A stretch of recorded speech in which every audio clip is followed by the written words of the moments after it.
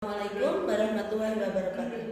Nama saya Retno Sabtawuri Astuti dari kelas A33 dengan nomor indeks mahasiswa 228113139.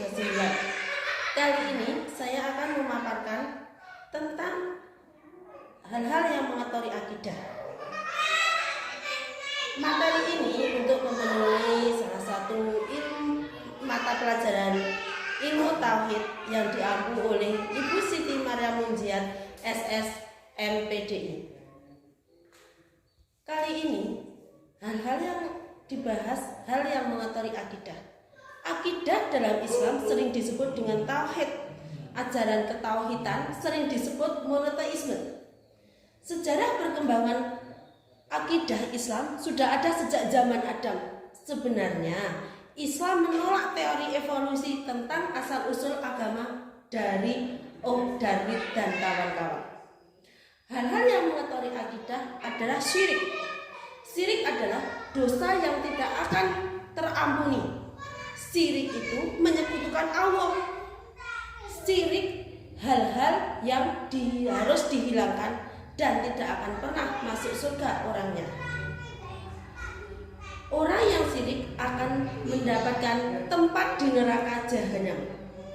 Seseorang yang mengakui Islam tapi enggan menyembah Allah dan menyekutukan Allah, dialah orang yang musyrik.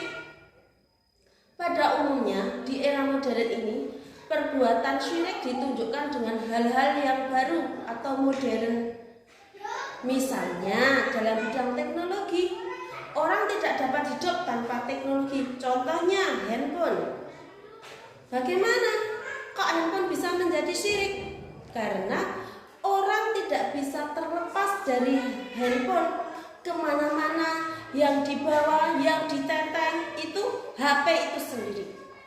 Orang percaya bahwa Allah itu maha tinggi, Allah maha sempurna. Tetapi di zaman modern ini orang menomorsatukan HP dan menomorsatukan Allah. Di dalam Al-Quran juga dijelaskan hal-hal yang termasuk syirik, yaitu berhati pada tauhid adalah memutuskan sesuatu perkara sengketa dengan hukum buatan manusia, bukan dengan Al-Quran dan hadis. Yang kedua, memakai jimat. Biasanya jimat itu dipakai di leher, di tangan, bahkan di pinggang, yang tujuannya mendapat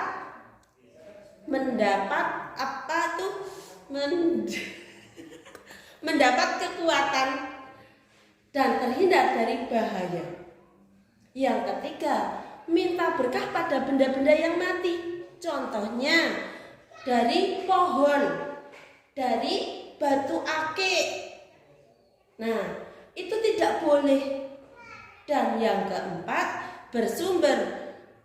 bersumpah dengan selain Allah. Kita bersumpah itu harus menyebut Allah, bukan yang lainnya. Tahayul merupakan cerita-cerita bohong yang tidak masuk akal dan dihubungkan dengan akidah yang merupakan cerita dongeng-dongeng orang terdahulu. Khurafat adalah merupakan suatu kepercayaan, yaitu kepercayaan kepada yang gaib, yang tidak berdasarkan pada Al-Quran dan hadis. Hal-hal yang memperkuat keimanan itu ada 5 tingkatan. Yang tingkat pertama, iman asal beriman. Bagaimana? Yaitu bagi orang-orang yang awam. Tingkatan kedua, iman ibadat. Iman ibadat yaitu orang yang melakukan rukun Islam. Sedangkan tingkatan ketiga adalah albiri. Albiri adalah takwa, yaitu iman yang diikuti dengan ibadah dan mencampurkan diri dalam masyarakat. Tingkatan keempat itu iman yang disebut al-ihsan. Iman yang disebut al-ihsan yaitu iman yang diikuti dengan perasaan cinta yang mendalam kepada Allah. Sedangkan tingkatan yang kelima adalah tingkatan yang paling tinggi yang disebut mutawakal. Nah, mutawakal ini adalah tingkatan iman yang tertinggi. Segala gerak-geriknya, hidup dan matinya diuntungkan kepada Allah. Dalam akidah Islam tidak pernah lepas dari rukun iman.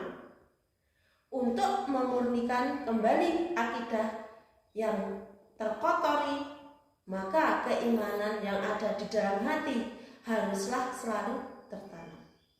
Demikianlah materi yang dapat saya sampaikan, kurang lebihnya saya minta maaf. Assalamualaikum warahmatullahi wabarakatuh. Terima kasih.